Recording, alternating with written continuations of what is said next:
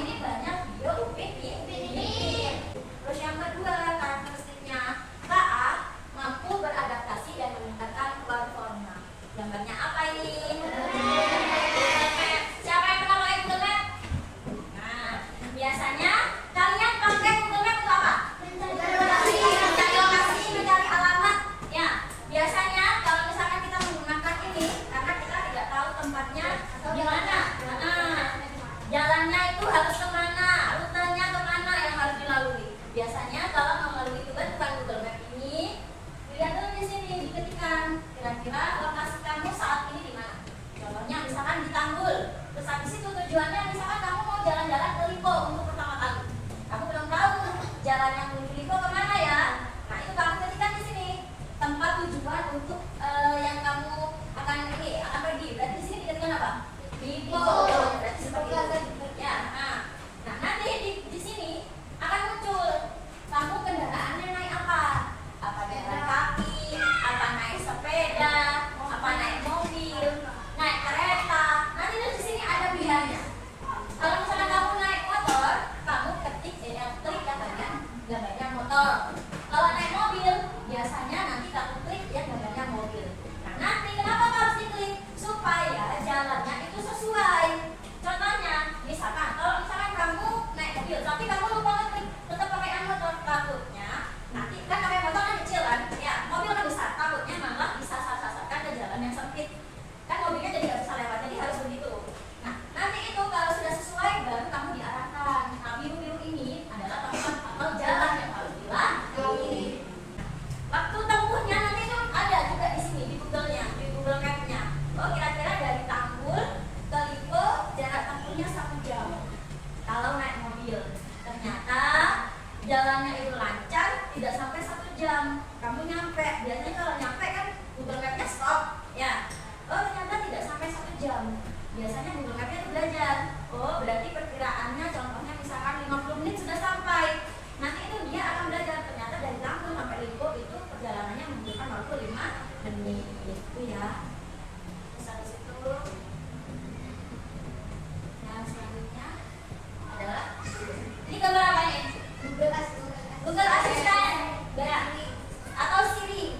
Biasanya itu ada di smartphone atau biasanya Android. Siapa di sini pernah pakai? Pernah? Nah, biasanya kalau pakainya itu kan kamu klik yang gambar seperti mikrofon, ya.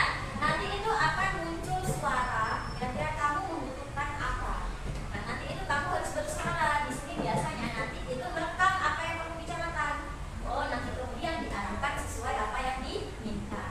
Ketiga, KA bekerja berdasarkan algoritma dan model prediktif. KA ini bekerja dengan aturan langkah-langkah matematis yang disebut algoritma. Dengan algoritma, KA memprediksi sesuatu sebelum terjadi berdasarkan pola data yang telah dipelajari. Jadi di sini ada kata prediksi. Memprediksi itu berarti sesuatu itu sudah terjadi atau belum? Belum. Ya, berarti itu perkiraan, masih perkiraan karena belum terjadi. Contohnya di sini gambarnya apa? Ramalan cuaca atau perkiraan cuaca. Misalkan, oh aku hari ini mau pergi liburan ke taman sama keluargaku. Oh besok ya, besok mau pergi ke taman. Kira-kira besok cuacanya bagaimana ya? Kan mau tahu sama liburan kan butuh cuaca yang cerah. Ya, kamu bisa lihat tanggalnya, kamu klik untuk besok kira-kira cuacanya bagaimana, cerah atau tidak. Nah situ biasanya di bagian prediksi cuaca ini atau aplikasi cuaca itu akan menampilkan perkiraan cuaca yang belum terjadi. Yang kedua, berdasarkan pola data yang telah dipelajari. Siapa di sini yang pernah belanja online? Rata-rata pernah belanja online ya. Nah, pernah belanja online-nya pakai apa? Shopee. Oke. Apa lagi? Ada